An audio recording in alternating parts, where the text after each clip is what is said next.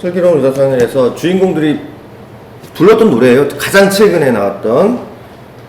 그리고 2000년대 초반에 나온 노래이긴 하지만 많이 대중성, 사람들이 많이 알려진 곡이고요. 지금 코로나19로 힘들고 어려운 시대의 위로와 격려 또 희망을 줄 수 있는 곡이라서 한번 성공을 해서 들려드렸습니다.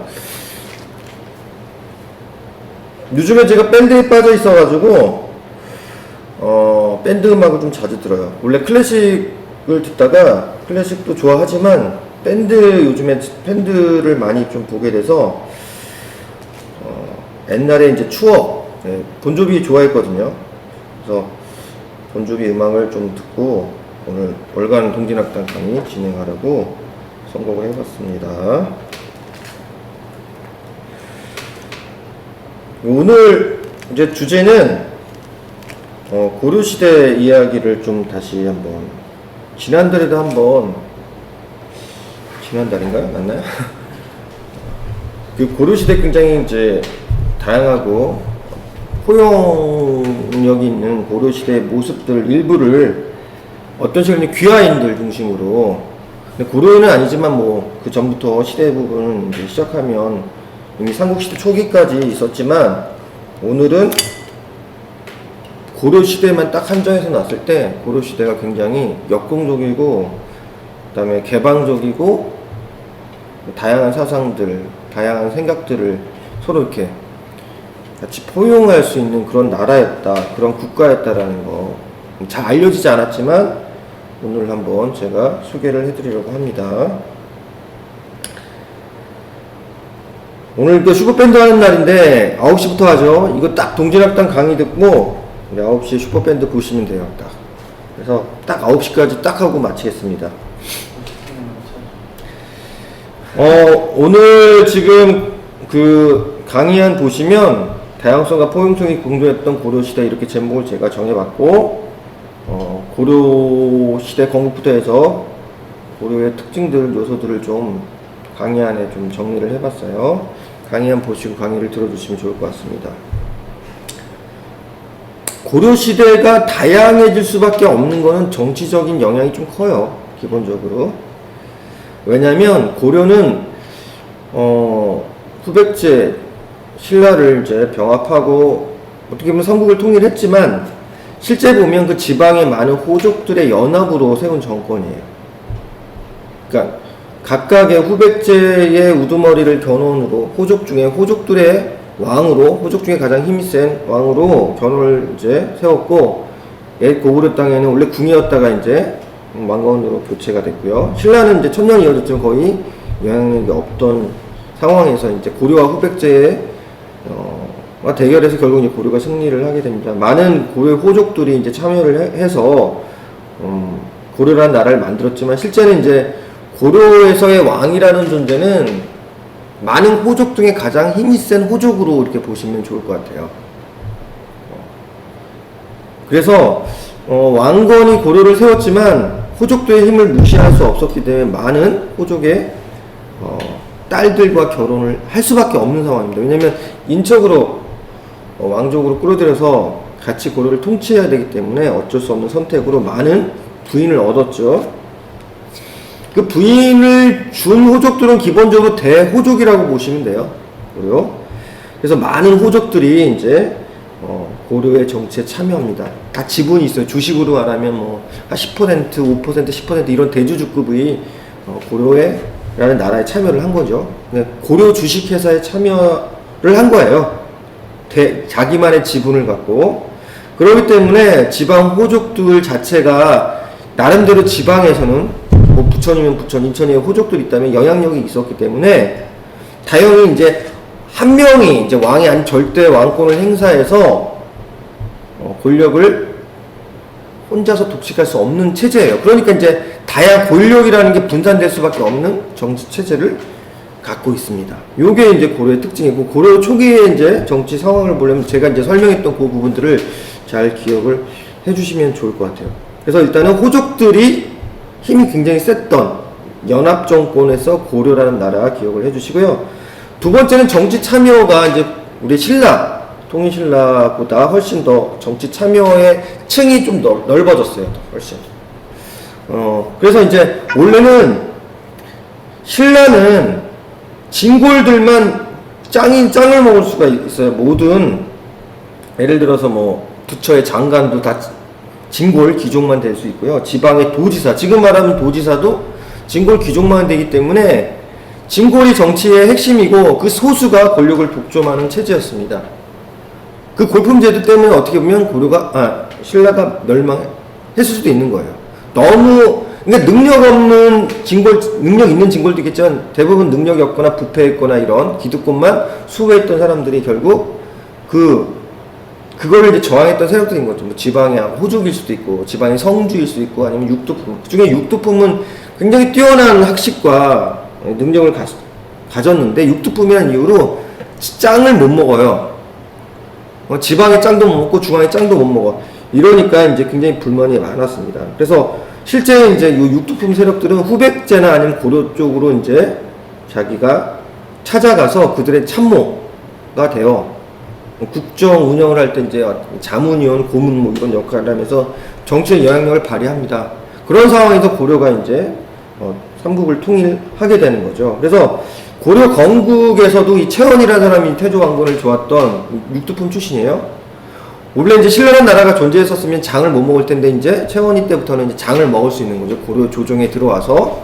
그리고 성종 때 최순로는 거의 재상급으로 성종의 개혁 파트너로서 굉장히 중요한 역할을 해요. 그래서 과거에 이제 육두품 출신들이 고려에서는 어떤 핵심 권력으로 이제 등장하게 됩니다.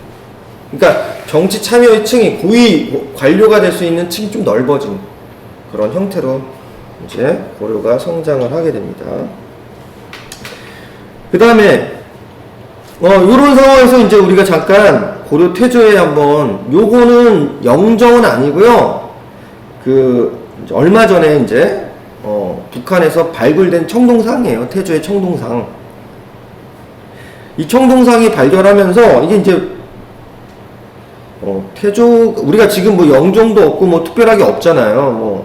그래서 요게 이제 발견돼 가지고 최근에 이제 남한에도 잠깐 소개됐는데 멀리 이제 아직까지는 널리 알려지지 않은 거예요. 그래서 이 모습이 태조의 모습을 딴 청동상이에요. 그리고 이제 이 관 자체가 이 황제들만 쓸 수 있는 관. 그래서 요 고려는 황제국이구나. 대외적으로는 그냥 고려 국왕으로 이야기하지만 이제 자체적으로 고려라는 나라 자체에서는 황제국을 스스로 표명을 했구나라는 것을 요거 황제들만 쓸 수 있는 지금 쓰고 있는 모자입니다. 그걸 통해서 알 수 있는 거죠. 그래서 이제 요런 실증적인 자료들이 나와서 최근에 이제 교과서에도 많이 반영되고 고려는 천자국이었다, 황제국이었다라는 것을 보여줄 수 있어요. 그런데 이제 왕건의 집안이 어떤 집안이냐 하면 막 호족이긴 하지만 막 뼈대에 있는 진골 출신도 아니고 가문이 뭐 진짜 유수 깊은 그런 명문 가문도 아닌데 해상 세력에 그러니까 무역 활동을 해서 그러니까 장사를 이제 한 거죠. 배를 통해서 여러 나라에 장사를 하면서 돈을 번 집안입니다. 그래서 이 집안 자체는 좀 독특해요. 그러니까 신라의 골품제도 입장에서는 쟤는 뼈대 없는 이상한 애야. 변방의 애인데 막 돈만 벌었어. 상업 활동으로 돈을 엄청 벌었던 그런 집안이에요. 그래서 이 태조 왕건 고려의 이 왕씨들은 이게 무역을 하는 사람들은 그런 특징 있잖아요. 바다를 막 모험하고 새로운 상품, 새로운 회로를 개척하고 이런 측면에서 굉장히 이제 탁월한 능력을 갖고 있고 진취적이에요, 굉장히. 오늘날 좀 진보적인 어떤 시대의 어떤 그런 그러니까 아이콘 그런 모습도 보여주고 있습니다. 그래서 이 고려라는 나라는 조선에 비하면 굉장히 비교가 되는데 조선은 무역을 그렇게 장려하지 않았어요. 무조건 농사를 잘 지면 돼요. 그게 장땡이에요. 농사를 잘 지면. 천하지대 보니 농사야. 그래서 세종대왕때도 추국이 만들고 그죠? 천문, 간이, 혼천 이런 거 만든 건 다 농사를 때문에 결과적으로는 농사를 잘 짓고 이런 건데 고려는 이 집안 자체가 왕족이 무역을 하는 집안이니까 무역이 되게 발전한 거예요. 그래서 병란도라는 국제무역항에는 여러 나라들이 옵니다. 상업을 장려했기 때문에 평민들도 하지만 일부 귀족들도 상업 활동에 참여를 해요. 그래서 막 송나라도 가고, 그죠? 심지어는 아라비아도 가고, 막 일본 가고, 막 그러면서 돈을 엄청 버는 거죠. 그래서 조선시대에는 뭐예요? 그러니까 같은 평민이도 이제 농사를 짓는 사람이 두 번째요. 그러니까 사대부 다음에 뭐예요? 그 다음 농민이에요. 그 다음에 상업이 한참 뒤로. 그러니까 같은 평민이라도 상업활동하는 애를 더 무시를 당했던 그런 조선시대에 비하면 고려시대는 상업활동을 하는 사람들 돈을 벌고 그 다음 뭐예요? 그것이 또 어느 정치적 영향력도 행사할 수 있는 그런 분위기. 그건 뭐예요? 왕건인 집안이 무역, 회사 활동을 통해서 돈을 벌었던 신흥 호족이기 때문에 그렇습니다. 이게 특징이에요. 이래서 이제 무역이나 이런 것들 굉장히 장려를 하는 거예요. 그리고 우리 나중에 이런 무역 장려를 통해서 우리나라에서 잘 나가는 게 있잖아요. 인삼이나 나중에 고려청자, 뭐 화문석, 나전칠기 뭐 이런 것도 있잖아요. 우리에서 잘 나가 이런 것들을 엄청나게 팔아치운 거예요. 고려 상인들이. 그래서 고려 상인들이 굉장히 많은 부를 축적하게 되는 겁니다. 그래서 조선과는 판타나요. 조선은 뭐예요? 유교잖아요. 사대부. 뭐 성리학을 이념으로. 근데 고려는 왕족 자체가 뭐예요? 상업활동하는 상인 집안이에요. 이 차가 굉장히 큰 거예요. 이런 거를 좀 이렇게 포인트를 잡고 강의를 들어주시면 좋을 것 같습니다. 두 번째는 이제 고려의 이제 외국인에 대한 개방성과 포용성. 요거는 제가 지난번에 우리 이제 이민족 이야기를 했잖아요. 우리 이민족인데 와가지고 이제 우리 문화 발전에 기여했던 사람들도 이야기했는데 일부 고려 이야기도 하고 뭐 성시대 이야기도 했어요. 일단은 우리는 이민족에 대한 포용력이 얼마 였냐면 일단은 삼국통일 바로 직전이에요. 후삼국통일 바로 직전에 고려군이 한 8만 명 정도 이제 최후에 이제 후백제와 1, 2천 전투에서 후백제군과 고려군이 맞서 싸워요. 싸우는데 고려군이 동원된 이제 군사가 87,500명의 기록이 나와 있는 거죠. 그런데 여기에 이제 일종의 뭐예요? 이민족이라는데 여기 고려군에서 거의 10%가 흑수, 말갈, 뭐 철륙, 재번, 여진족 이런 이민족이 그 고려 군대의 10%를 차지하는 거예요. 그러니까 왜냐면 이제 이렇게 이제 유목민주들이 좀 약간 싸움을 잘하잖아요. 말도 잘 타고 활도 잘 쏘고. 그러니까 아무래도 이제 군사 쪽, 병사 요쪽, 근데 하급 무관 정도는 확실히 이제 이쪽 기마민족들, 유목민족들이 있으면 잘 싸우죠. 그래서 10%나, 그러니까 고려인이 됐어요? 고려인이 돼서 고려에서 군사로서 활동을 하고 있습니다. 일종의 하급장교도 하고 있어요. 그러면 이미 귀화인이 된 거예요. 아시겠죠? 그래서 이렇게 10%가 이미 이민족. 고려가 성립되고 후삼국을 통일할 때 이미 군부 내에서는 10%가 이민족이라는 거. 이거 굉장히 시사하는 바가 크죠. 두 번째는 단순히 하급 군인들만 이렇게 이민족으로 채운 게 아니라 상층부도 이민족을 채웠어요. 고려 초기에. 첫 번째 광종 4대왕 광종은 있는데 이 광종이 호족들을 굉장히 싫어해가지고 호족들을 어떻게 혼내줄까, 얘네들 어떻게 찌질한 애들도 만들까 이런 생각을 한 거죠. 그래서 일단 노비 안건비라는 이제 그 제도를 하나 만들고요. 하나는 이제 과거제를 만들어요. 이 과거제는 어떤 거냐면 공부를 열심히 해서 그죠? 과거 시험에 합격해야지 고위 관료에 올라갈 수 있는 겁니다. 근데 호족 중에 공부 못하는 자식들도 있고, 그렇죠? 실질적으로 이제 호족도 글씨도 모르는 애들도, 왜냐면 이제 공부 안 해도 호족의 자식이라는 이유로 어느 정도 벼슬은 올라가거든요. 근데 그걸 이제 확 바꿔서 과거제를 이제 보게 하는 겁니다. 과거를 보게 해요. 이럴 때 이제 과거 제도를 우리나라는 없었잖아요. 중국에는 이미 있었어요. 수나라 때부터.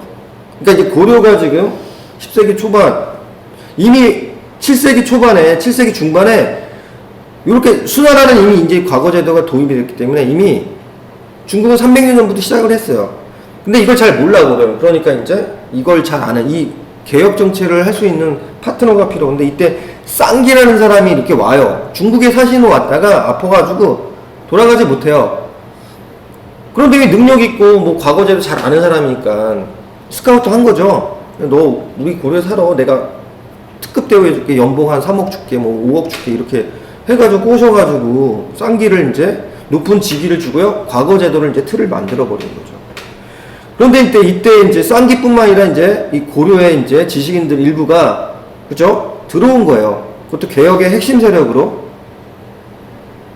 그러니까 이게 하급 군인들뿐만 아니라 지금 상층부에 쌍기 같은 사람 고위 관료까지 지었는데 이때 중국에 물론 이제 여기서는 이제 한족들 중국인들이 이제 유학을 공부했던 사람들이니까 이제 상층부로 올라갈 수 있는 거죠.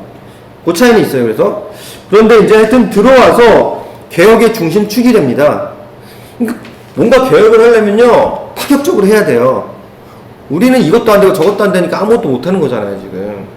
그러니까 화끈하게 광종이라는 고려 4대 왕은 이미 개혁을 할 그런 목표를 확실히 세우고요. 확실히 이민족 끌어들여서 확실히 계획을 이제 진행을 하죠. 그래서 호족의 힘을 약화시키고 왕권을 강화시키는 데 성공적인 역할을 하죠. 그 역할을 도와준 사람들이 여기 쌍철. 여기 쌍기의 아버지까지 쌍기가 고위 재상이 되니까 와요. 귀화를 해. 그래 아버지도 데려오고 여기 최인범이라는 사람도 있고 그 아들 때도 굉장히 높은 지위를 올라요. 그러니까 중국 사람이지만 뭐야 차별하지 않고 능력에 따라서 고위직을 주는 거죠. 우리나라 그렇게 할 수 있겠습니까? 우리 뭐 국회의원 되신 분 있잖아요. 필리핀에 오신 분 한 번 하고 지금 못 하셨는데 지금 정의당으로 가신 분 있잖아요. 그러니까 우리는 이제 생색내기 위해서 이렇게 하나 이렇게 보여주기로 이렇게 하는 건 있지만 제대로 그 능력에 맞춰서 그들을 올바로 대우하고 뭔가 개혁이나 뭔가 할 수 있는 그런 지위를 정확하게 주질 않아요. 우리나라 배타성이 강하잖아요. 구성이. 그런데 이제 이미 고려 초기에 이렇게 중국의 이제 관료 집단, 유학을 했던 집단들을 굉장히 중요한 개혁 세력으로 만들어 버렸다는 이거 굉장히 충격적인 거죠. 그리고 현종 때는 거란의 2차와 3차 침입이 이제 일어나요. 일어나면서 거란족, 발해와 여진족들 본격적으로 이제 귀화를 합니다. 왜냐면 이게 발해인들은 이미 그 전에 멸망 이후에 이제 고려 영토 안에 들어오고요. 거란족은 포로들이 많았어요. 포로들이 2차, 3차 전쟁을 치르니까 뭐 거란족 포로들도 우리 고려군에 잡힌 사람들도 있고요. 그리고 정세가 막 혼란하니까 여진족, 그 변방에 있는 여진족은 차라리 고려인이 되겠어. 왜? 고려가 거란을 이겼잖아요, 3번. 물론 이제 방어전쟁이긴 하지만 이겼으니까, 고려가 센 나라야. 나 그냥 고려인 될래. 나 여진족 이제 귀찮아. 못하겠어. 이래서 고려인들이 들어옵니다. 그래서 꽤 많은 그 발해인, 여진족, 그 다음에 거란족들이 고려로 들어와요. 고려 전기에. 특히 이제 거란인들은 이제 말총으로 이제, 그죠? 그런 옷을 만드는 기술이 있고, 그러기 때문에 고려의 그릇, 옷 제조 이렇게 만드는 이 거란인들 중에서 그런 재주 있는 사람들을 써요. 귀화시키고 집도 주고, 그죠? 토지도 주고. 그래서 이들 귀화시켜서 고려의 의복제도, 옷 이런 것들을 발전시키는 데 큰 역할을 하게 합니다. 그리고 이때 귀화가 인들 얼마나 되나 아까 우리 그 고려군에서도 한 10% 되는데요. 이때 고려 현종 뭐 이후에 요 무렵에 거의 10% 가까이 돼요. 그러니까 우리 인구가 200만 명이면 벌써 17만 명 정도 이제 이민족이 들어왔기 때문에 거의 10%, 8.5% 대충 10% 정도 될 것 같아요. 더 될 것 같아요. 그러면 고려 초부터 이민족이 끊임없이 들어서 계속 10%씩 계속 유지가 됐다라는 것은 우린 단일 민족이 아니에요. 고려만 이거만 봐도 아직 데이터 나오잖아요. 10%인데 그러면 우리 고려인 본래 오리지널 고려인과 뭐 말갈인 여진족 이게 섞입니다. 섞여. 고려인이지만 아주 천민이나 하층들 뭐 거란이라고 결혼할 수 있는 거죠. 거란 남자든 여자들하고 결혼할 수 있는 겁니다. 그러니까 여러분 거울 보고 잘 보세요. 단일 민족은 허구고 다 섞여 있어. 몰라요. 외국인들 봐봐요. 몽골인이나 일본이나 중국인, 한국인 구분 못하는 거 똑같지. 그러니까 이 얘기하는 이유는 뭐냐면 인종적으로 차별할 근거가 없어요. 우월의 근거가 없다라는 거예요. 이미 고려시대도 다 섞여서 한 거예요. 원나라 때는 또 몽골인 들어와가지고 또 합격이. 그러니까 우리가 타민족을 차별하거나 이럴 역사적 근거가 없어. 이미 뭐 알겠지만 삼국시대부터 이미 섞여 있는 거고요. 그죠? 그런데 왜 동남아시아나 이런 분들, 우리 아직도 그런 약간 아래로 보는 그런 모습들 있잖아요. 그런 모습은 역사적 근거도 없거니와 그거는 뭐예요? 그냥 하나의 차별과 혐오입니다. 그냥.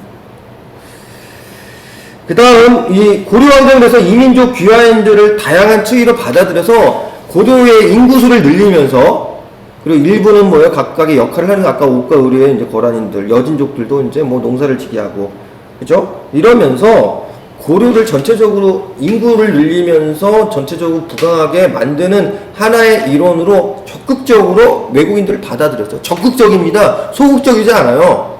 너 뭐 잘해? 너 이거 기술 있어? 이거 있어? 그럼 기술 있으면 다 채용. 예. 땅 주고, 뭐, 집 주고 다 이렇게 해서 고려인들 적극적으로 수용했다는 거예요. 우리가 그런 나라였습니다. 고려라는 나라. 근데 이게 배타적으로 간 거는 고려, 조선 중기부터 바뀐 거예요. 조선 초기만 해도 약간 그런 게 흐름이 남아있어. 근데 조선 중기부터는 이제 완전한 성리학의 나라잖아요. 아주. 그러면서 약간 좀 더 경직된 사회로 가는 거죠. 그 다음에 고려의 사상, 이제 이게 단순히 뭐 뭐 난민들도 좀 오잖아요. 뭐 아프간 지금 이제 탈레반 좀, 뭐 요즘에는 뭐 난민들을 받느냐. 당연히 받아야 돼. 우리 고려시대는 당연히 받아서 그분들을 살아갈 수 있도록 해줘야죠. 다 난민이었다니까. 뭐 발해, 여진, 뭐, 우리 발해 우리 같은 동족이 근데 받아줬잖아요. 난민이에요. 난민인데 들어와서 우리 국민이 된 거예요. 나라가 망해서, 나라가 없어졌어. 그래서 태조 왕건 때부터 받아준 거예요. 그래서 발해. 단순히 동족이라고 받아준 게 아니라 인도적 차원. 물론 인도라는 게 오늘날에 그런 뭐 휴먼 이런 거는 없었겠지만 그래서 자국의 발전을 위해서, 그리고 발해가 동족의식도 있고 여러 가지 요인들이 있겠죠. 그래서 받아줬어요.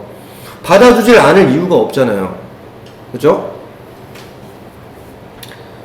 뭐 예산이 나간다? 우리도 옛날에 다 난민이었어요. 다 뭐 옛날에 우리 가난한 나라 할 때 다 미국이 다 도와주고 다 그랬습니다. 그래서 우리가 돈이 없어가지고 경쟁이 다 독일 가서 광부가 되고 간호사가 되고, 그죠? 딱 그랬던 나라에 우리도 다 일종의 이민처럼 살았어. 독일 가가지고 그래도 우리가 다 해줬잖아요. 독일이라는 나라. 다른 나라들도 우리의 혜택을 준 나라들도 있습니다. 우리 이제 경제 대국에 어느 정도 10위권 안에 드는데 뭐 그런 거 해줄 수 있는 능력 됩니다. 그 다음에 이제 사상이 중요해요. 우리 조선시대에 성리학이라는 게 성리학 빼고 유교 빼고 다 이단이야. 다 혐오, 차별, 왕따 다 시켜요. 근데 고려는 그렇지가 않았다라는 거예요. 사상도 자유로운 여러 사상들이 서로 경쟁하면서 서로 인정해주는 이런 시대였다라는 겁니다. 그죠? 일단 불교 국교론. 불교가 국교는 아니었어, 오늘처럼. 그러니까 불교가 중요한 종교예요. 하지만 막 국교처럼 이 국교니까 다른 건 안 돼. 다른 건 나빠. 너네 이단이야. 이러지 않았다라는 거예요. 그래서 불교 국교이라는 것보다 불교가 중요한 종교이긴 하지만 국가의 어떤 혜택도 준 것도 사실이지만 그렇다고 다른 종교를 박해하거나 차별하거나 혐오하지는 않았다는 거예요. 예를 들어서 불교가 고려공부에 커다란 역할을 했지만 불교가 국교는 아니었다라는 거예요. 우리는 이제 불교국가 국교가 불교 이런 식으로 생각하는데 이건 너무 경직된 겁니다. 어떤 예를 들면 이제는 거예요. 불교에도 풍수지설, 우리 풍수 잠깐 사진 보면 되게 많이 있잖아요. 풍수는 막 배산임수 막 이런 것도 있고, 막 무덤 같은 거 막 명당 자리 막 얻으려고 막 그런 거잖아요. 풍수지리설은 이때 고려 때, 조선 때까지도 조선에서도 어느 정도 유행을 했어요. 보면 위에 이제 산이 있죠. 산을 이제 북쪽에는 산이 있어요. 아래쪽에는 이제 물이 이렇게 흐르는 천이 있거나 이렇게 강이 있거나 이렇게 된 겁니다. 그래서 풍수는 바람과 물이 딱 이렇게 딱 고여서 이렇게 이런 좋은 기운이 나갈 수 없는 그런 지형이 좋은 거예요. 산으로 막혀 물로 막혔으니 좋은 기운인 양지바른 좋은 기운이 여기에 계속 유지가 되는 거예요. 그러니까 뭐예요? 이 문업을 쓰면 뭐예요? 후손들이 계속 발복한다, 복을 받는다 이렇게 생각을 하는 거죠. 이 사상은 뭐 조선시대를 가지만, 그죠? 고려 때는 이 뭐 불교, 풍수지리설 이런 걸 같이 해도 서로 문제가 없었어요. 같이 중요한 사상으로 굉장히 중요한 역할을 해요. 풍수지리설은. 불교뿐만 아니라 풍수지리설도 계속 중요한 사상으로 남았다는 거예요. 난가사 우리 전통 사상이 있습니다. 화랑제도 있죠. 화랑이나 이런 건 전통 우리 사상인데 그런 것들도 같이 다 공존했다라는 거예요. 배타적이지 않았습니다. 그런 측면에서는 다양한 사회가 공존하고 서로 융합되고 서로 때로는 같이 협력해서 어떤 사건에 대한 어떤 사실에 대해서 같이 연구하고 그런 시대가 고려시대라는 거예요. 고려의 팔간회를 보면요, 원래는 불교 행사를 시작했다가 이게 불교뿐만 아니라 불교 알파, 그래서 플러스 그 다음 불교의 민간 사상 있죠, 우리 그죠? 민간에서 막 믿는 그런 사상들. 이 팔간이라는 건 불교부터 시작했지만 모든 사상을 아우르고 축제 같은 거예요, 축제. 난가 사상, 민가 사상, 제천 사상 이런 것들 우리가 고유의 전통의 사상들을 다 한 자리에 모아요. 세팅으로 이렇게 딱 모아놓고 이때 축제를 벌여요. 많은 외국인들은 와가지고 고려에 이렇게 예물을 바치고 이제 뭐 여러 가지 물건도 사고 팔고 그다음 이때는 축제를 벌이고 남녀가 뭐 연애도 하고 그죠? 술과 음식을 마시면서 즐겁게 노는 일종의 카니발 같은 거예요. 근데 이게 특정 종류가 아니고 다양한 종류를 아우르다 보니까 팔간회가 필요한 거예요. 그러니까 어떻게 보면요, 불교 행사인데 이게 같이 들어온 거죠. 같이 들어오면서 같이 융합을 한 거예요. 융합. 그래서 팔간회는 너무 좋은 행사죠. 돈이 좀 많이 나갔어요. 근데 너무 많이 나가니까 나중에 반대하는 사람들도 있어요. 유교 학자들 이런 사람들은, 관료들은. 하지만 팔간회는 너무 유쾌하고 너무 흥겹고 다양한 사상들이 어울려져서 그죠? 연애도 할 수 있어요. 이때. 그래서 이렇게 이런 사상들이 어우러지면서 고려는 굉장히 다양성과 포용성 이런 것들이 굉장히 활발하게 이루어진 그런 가치관과 세계관을 가지면서 살아갔다는 거예요. 심지어는 유학자들, 최승로아까 제가 뭐 이야기했지만 육두품 출신들로 굉장히 국정운영의 중심에 참여했던 최승로 같은 경우에는 본인도 이야기 자기 유학자야. 분명히 유교를 신봉하는 사람이지만 자기가 이제 수신 그죠? 수신이라는 건 자기를 이제 내면을 닦는 거잖아요. 그죠? 그리고 선한 일을 하고 이제 윤리적인 도덕적인 것들을 이럴 때는 불교가 난 유교지만 불교가 유용하다고 인정을 해요. 유학자들조차도. 그래서 내면의 도덕성 그다음에 그 도덕성을 그죠? 외적으로 실천하는 어떤 그런 거에 있어서 불교는 굉장히 중요하다. 그렇지만 정치 분야는 유교적인 통치를 해야 된다. 이렇게. 그래서 불교와 유교가 같이 공존하면서 함께 할 수 있다는 거. 유학자의 입을 빌려서 이야기를 하는 거죠. 본인이. 그러니까 이게 고려 말까지 웬만한 유학자들. 근데 이 중에서 신진사대부들 중에서 강경파들은 불시잡변 막 정도전 이런 사람 있잖아요. 불시. 부처님 이제 불시. 불교는 막 똥이야. 배척하고 막 이랬지만 그 당시 이색이나 이 정도전의 스승 같으면 이제 이제 오비 사대부 같은 경우에는 불교 신자예요. 반이 유학자인데 정통 성리학자인데 그 유학자인데 불교를 신봉해. 뭐 실륵사 가면 막 지금도 남아서 이색이 막 나홍선사가 죽었는데 막 비문도 써주고 막 그래요. 유학자가 스님이 막 죽었는데 비문 써주고 뭐 이렇게 한다고요. 그러니까 이게 고려는 말까지 굉장히 유교와 불교가 굉장히 어우러져 공존했던 그런 사회라는 거 우리가 다시 한번 확인할 수 있는 거죠. 그래서 고려는 하나의 이념과 사상을 옳다 그러다 이게 정통이야, 이게 이단이야, 그리고 이것만 옳아, 저건 다 안 좋아, 배제하여 전혀 그러지 않았다라는 겁니다. 그래서 다양성이 존중된 아주 다원적 세계관과 가치관이 공존했고 다양한 이민족이 들어왔고 그리고 다양한 요소들이 이 문화 발전 있잖아요. 한민족이라는 문화 발전에 기여를 한 거예요. 그러니까 다른 민족들도 한민족으로 이제 들어와서 언어와 그죠? 일단 뭐 한 세대 지나면 다 언어와 뭐 문화를 다 공유하잖아요. 그러면서 이제 우리의 한민족의 문화를 발전시키는데 모든 민족들이 지금 이 한반도에 살고 있는 모든 민족들이 다 기여를 했다라는 겁니다. 그런 부분들을 여러분들이 기억을 해주시고, 아, 고려, 뭔가 이게 굉장히 매력있네? 근데 그동안에 이제 우리가 역사 발전에서는 그죠? 모든 역사는 진보한다고 생각을 하는데, 조선시대로 오면 진보한 게 있어요. 물론 경제적인 거나 여러 가지 진보한 게 있는데, 이렇게 사상 탄압 있잖아요. 이거는 후퇴. 성리학만 최고, 나머지 2단으로. 그죠? 여성의 삶도 대표적으로 후퇴합니다. 어느 정도 재산 여러 가지 뭐예요? 남성들과 어떤 평등한 어떤 요소들이 있었는데 그런 것들도 박탈당해요. 조선 중기에 오면. 그러니까 역사라는 게 무조건 진보하지 않아요. 왜 이 얘기를 하느냐? 우리의 역사도 지금 뭔가 이렇게 조금 더 발전한 것 같은데 언제 또 다시 퇴보할 수도 있어요.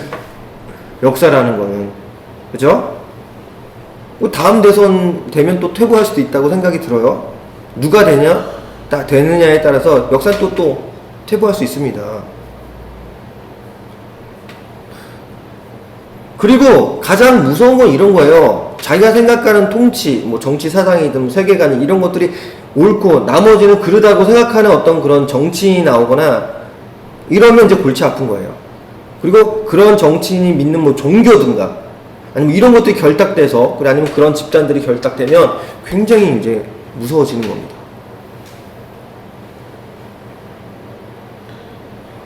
그러지 않게 해서는 우리가 이제 깨어있는 시민으로 좀 시대가 흐름들을 좀 잘 볼 수 있는 안목이 좀 필요하겠죠.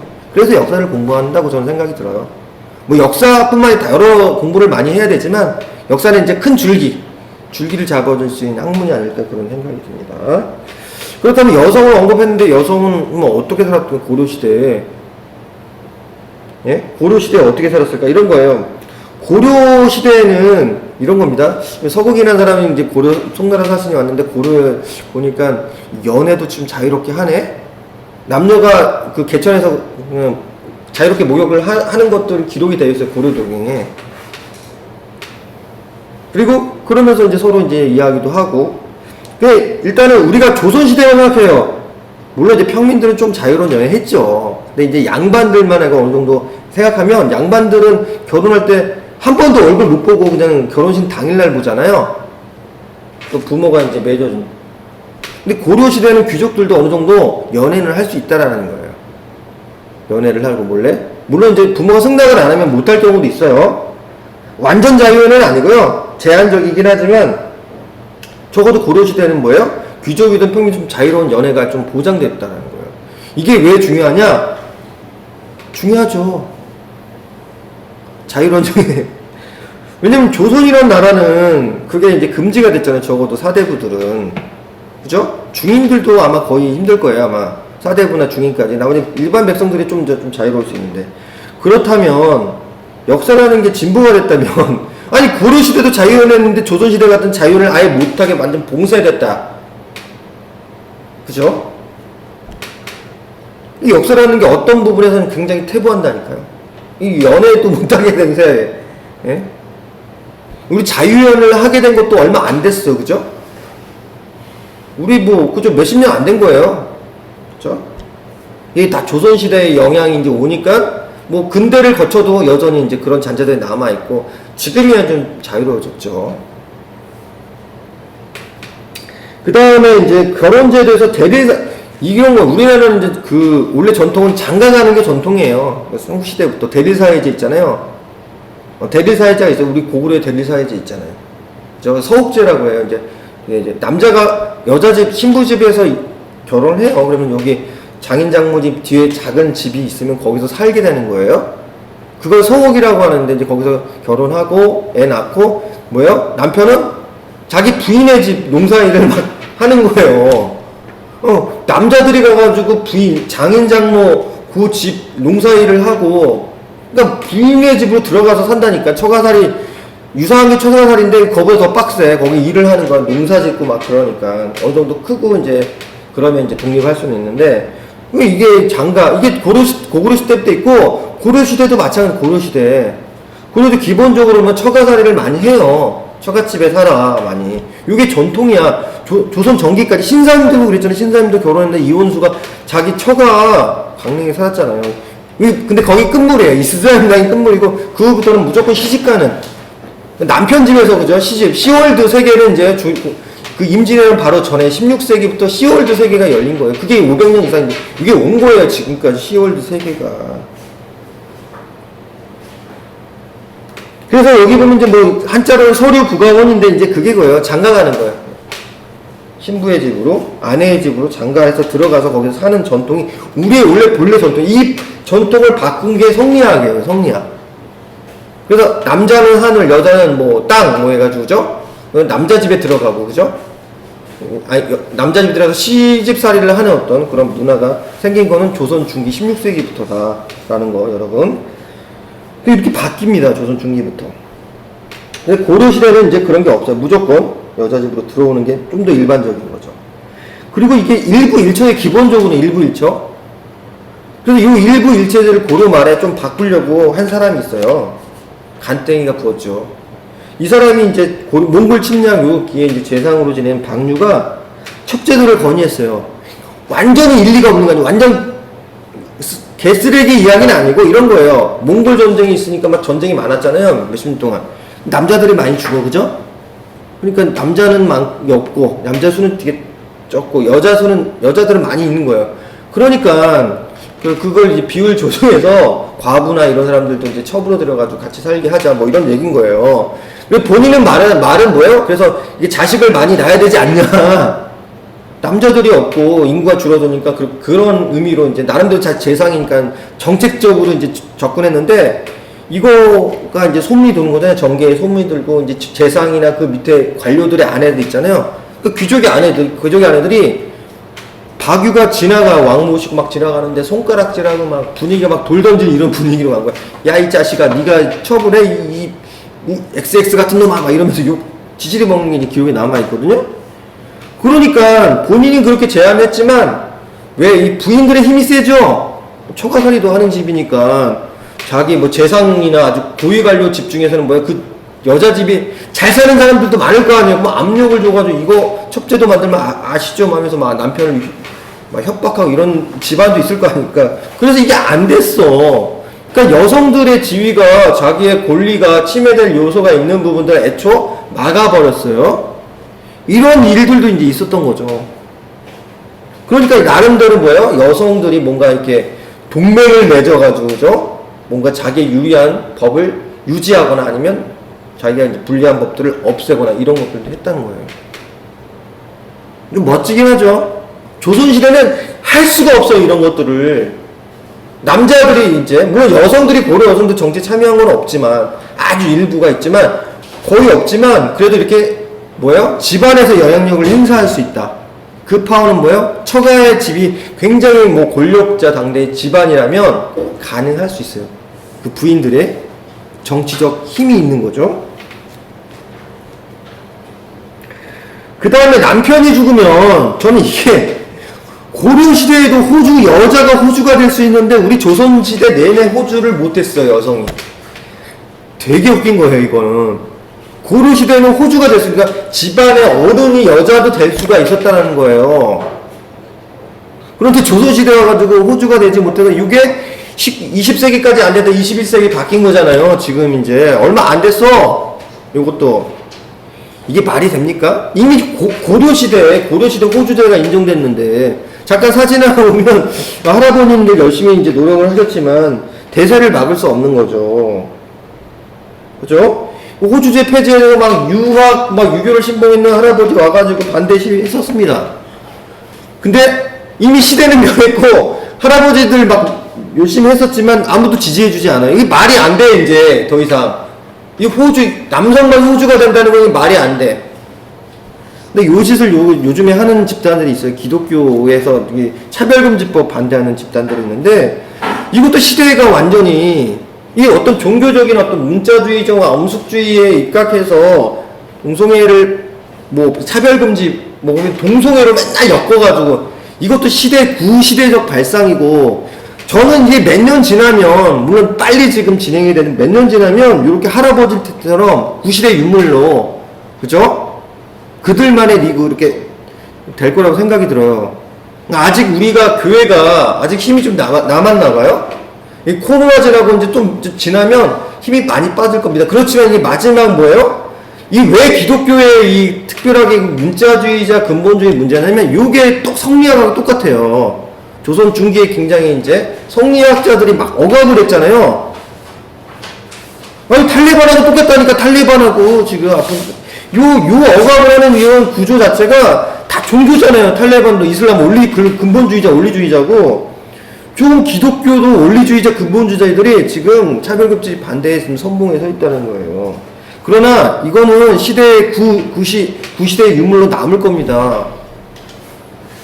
누구를 차별할 수 있는 인간을, 이미 우리 고려시대 때 이민족이라고 다 받아주고 그의 능력대로 그들의 다양성과 여러 것들을 보장해줬던 시대가 이미 고려시대에 있었고, 이미 고려시대도 호주 여성이 호주가 되고요. 상속도 똑같이 받아요. 아들도 똑같이 n분의 1로 n빵으로 받습니다.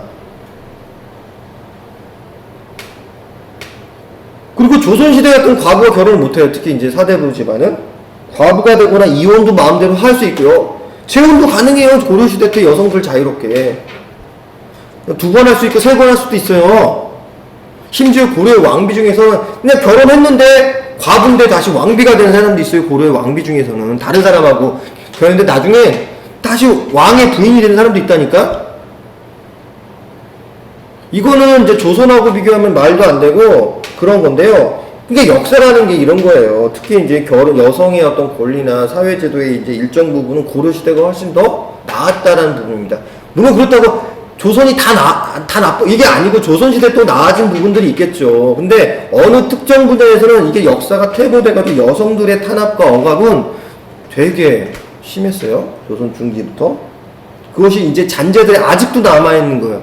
아직도. 그런 잔재들이 남아있게 양성평등 이야기가 나오는 거죠. 성평등, 요즘에는 성평등이라고, 그거를 이제 이야기하는 겁니다.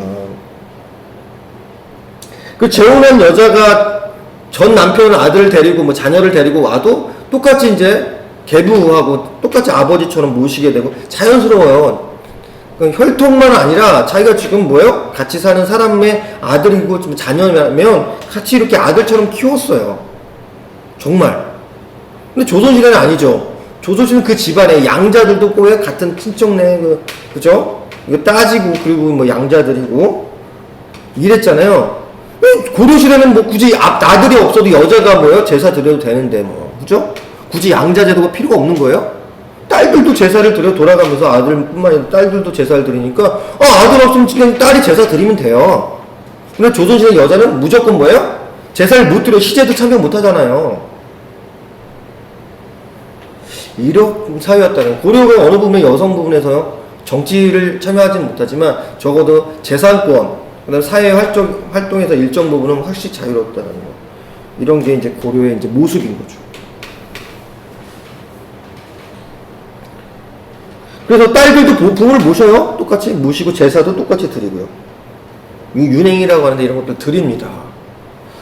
이런 의미에서 고려는 뭔가 이렇게 좀 더 열려있는 어떤 개방적 사회의 모습이 일부분 있어요. 물론 여전히 신분제도가 있어요. 있는 건 사실이지만 뭔가 이렇게 그 속에서도 열려있는, 그죠? 그리고 이민족들 중에서는 나중에 고위직도 올라가는, 또 천민들 중에서도 고위직에 올라가는 사람들이 고려시대는 꽤 많아요. 조선보다 훨씬. 그러니까 이게 계층 간의 이동도 기본적으로 신분제도인데 여러 가지 이제 계층 간의 이동도 고려가 훨씬 더 많았다는 거예요. 이민족의 고위 관료가 된 사람들도 많았고 천민 중에서도 고위 관료가 된 사람도 비율적으로는 조선에 비하면 훨씬 많았다는 거예요. 이런 측면에서 고려는 우리가 이제 새롭게 고려에서 뭔가 이렇게 오늘날의 여러 가지 이제 이야기들 있잖아요. 성평등 아까 나왔고 차별금지 이런 내용들도 나오고 여러 가지 이제 사실 이슈에서 우리가 과거의 역사에서 뭔가 긍정적으로 뭔가 이렇게 받아서 재해석을 할 수 있는 여지들이 고려에 좀 있다는 거예요. 그래서 오늘 그런 의미에서 제가 요 주제에 맞는 강의를 한번 준비를 했던 거고요. 여러분들 전달을 했습니다. 생각보다 여러분들 많이 안 들어오셔가지고 질문이나 이런 거 있으면 10분 정도 하려고 했는데 길게 할 수는 없는 상황인 것 같아요. 왜냐고요? 슈퍼밴드가 이제 하기 때문에 여러분 오늘은 제가 이렇게 조금은 짧게 10분 일찍 좀 끝내려고 해요. 그래서 오늘 요 내용들 다시 한번 확인하시고 또 고려시대를 새로운 관점으로 보시려고 하신 분들은 꼭 저의 오늘 강의를 잘 들어주시면 좋을 것 같습니다. 그러면 오늘 좀 더 빠르게 오늘 동진학당 9월 첫 번째 강의는 마무리하겠습니다. 모두 수고하셨습니다. 감사합니다.